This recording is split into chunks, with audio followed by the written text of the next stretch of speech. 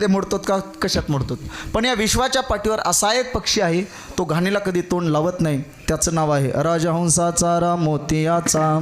तो असे मोतीच वेचून खातो, तो घाणीला कधी तोंड लावत नाही. ज्ञानोबराने ज्ञानेश्वर सुद्धा वर्णन केले. अनात्मवर्ग नीर सांडोनी आत्मरसाचे क्षीर चरता तेजे सविचार राजहंस. अनात्मवर्ग नीर सांडोनी. अनात्मवर्ग नीर असार संसार त्याचा त्याग करतात पाण्याचा.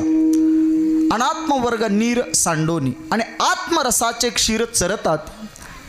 आत्मरूपी दूध जे प्राशन करतात ते खरे राजहंस असतात.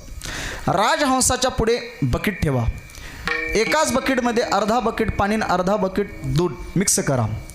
राजहंस पक्षाच्या चोचीमध्ये भगवंताने एक सामर्थ्य दिलेले, त्याच्या आपल्या नाही. तो फक्त दूध प्राशन करतो आणि पाणी खाली ठेवतो. मला वाटतं माणसाच्या समोर जर ठेवलं एक दारूची बाटली आणि एक दुधाची, माणूस कोणता घेईल इथले सोडून?